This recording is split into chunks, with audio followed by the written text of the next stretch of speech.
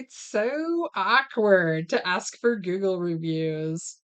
It doesn't have to be. Just make it part of your business routine. You know the drill. You just finished a job, the homeowner's happy, they say you guys did a great job, and you think, I should ask for a review. But you don't because it feels weird. And then you go online and see your competitor has 87 reviews and you have 6. Well, today I'm going to show you exactly how to ask the right way because Google just changed the rules. And if you're doing it the old way, you could actually get penalized. So, why do Google reviews matter more than ever? This is why. Google has made it very clear.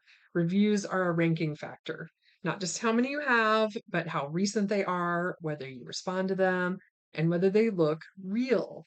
A business that responds to reviews ranks higher than one that lets them sit in the dark. That's not my opinion. That's Google's own guidance.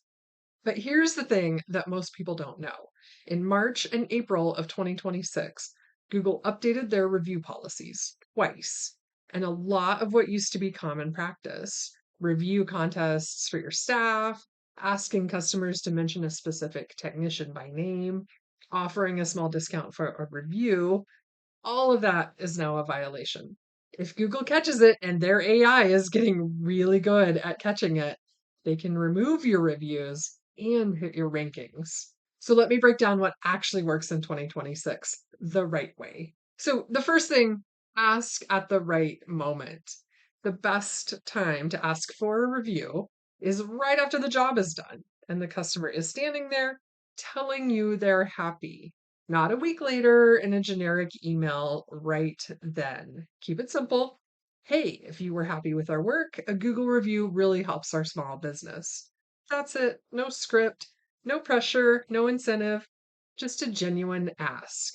Ask from the heart. Number 2, make it frictionless. Most customers want to help, but they don't know where to go. So send them a direct link after the job. Text them. Thanks for choosing us. If you have a minute, a review here would mean a lot. Followed by your review link. They click, they write, they're done. No searching, no navigating. Make it easy. And if you don't know where to go to find that review link, just go to your business profile. It's right there. It's very simple. Number 3, ask everyone, not just the happy ones. This is where a lot of businesses mess up. They only ask customers who seem thrilled. Google calls that review gating, and it's a violation. You have to ask all your customers the same way. Here's the truth anyway. 98% of consumers specifically seek out negative reviews before making a decision. A profile with nothing but 5-star reviews, it looks suspicious. A few honest 4-star reviews mixed in actually builds more trust. All right, so now let's talk about what will get you in trouble. Because Google updated this literally last month, April of 2026, and these are the big ones. Don't set review quotas for your staff. You cannot tell your team everyone needs to get 5 reviews this month. No contests, no leaderboards, no bonuses tied to review count. Google has made this an explicit violation under the rating manipulation policy. Their AI detects sudden spikes from the same business and it flags them automatically. Don't ask customers to mention an employee by name. This one surprised a lot of people. A common practice was tell them Juan did a great job or mention Sarah in your review. That is now a violation. Google sees it as a sign of incentivized or coordinated reviews. So keep your requests completely open ended. Tell us about your experience, not tell them about one. Don't offer anything in exchange for a review. No discounts, no freebies, no prize drawings, no loyalty points. Even small things that feel harmless, like leave a review and get 10% off your next service, are now explicitly banned. Google's March 2026 update made this crystal clear. If you get caught, those reviews get removed, and your local rankings can take a hit for 4 to 8 weeks. Serious violations can take 3 to 6 months to recover from. Also, there's so many rules. Don't put promotional stuff in your review responses. This one's new too. Your replies to reviews are now a ranking factor, which is great. But if you include discount codes, sale links, or promotional language in your response, Google flags it as a policy violation. Your responses should be authentic and customer focused. That's it. So here's how you put this all together into something that actually runs without you thinking about it every day. Step one, train your team. Not to hit a quota, just to make the ask. Every person who finishes a job should say the same thing. If you were happy with our work, a Google review really helps us out. That's it. No pressure, no script beyond that one line. Step two, automate the follow up.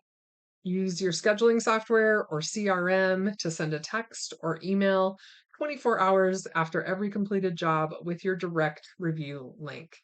Most management tools, Jobber, Service Titan, House Call Pro, they all have this built in. Turn it on, set it, and forget it. Step three, respond to every review within 48 hours. This is non negotiable now. Google has confirmed that review responses help you rank higher. And Google is rolling out AI suggested replies inside your Google business profile. Use them to get started, but always edit them so they sound like you. A generic AI reply can actually hurt trust. Consumers are getting savvy about that. Step four, keep your profile active. Google is now watching what they call freshness. If your profile goes more than 30 days without a new photo, updates, activity, your visibility starts to drop. Reviews help, but they're not enough on their own. Add a new job site photo every couple of weeks, post a quick update, keep it alive. One more thing to keep in mind. Google discontinued the Q&A section on Google Business Profiles back in late 2025. So if you used to have a section where customers could ask questions, that's gone. Google replaced it with AI generated questions and answers pulled from your profile info, your reviews, and your website. So here's what this means for you. If your business description is vague, your service list is incomplete, or your website doesn't answer the obvious questions like, do you offer free estimates? What areas do you serve? Then Google's AI is going to make something up or leave a gap, and that gap might cost you customers. So make sure every section of your profile is filled out completely and accurately. You're not just writing for customers anymore, you're writing for Google's AI. So there you have it. Ask at the right moment, make it easy with a direct link, ask everyone, respond to every review, and keep your profile active. Follow the rules because Google is enforcing them harder than ever. Now, if you want a free audit of your Google business profile, I'll look at your reviews, your photos, your whole setup, and tell you exactly what to fix. Just let me know. Drop a comment below with your biggest review question. I'll answer it. I read every single one.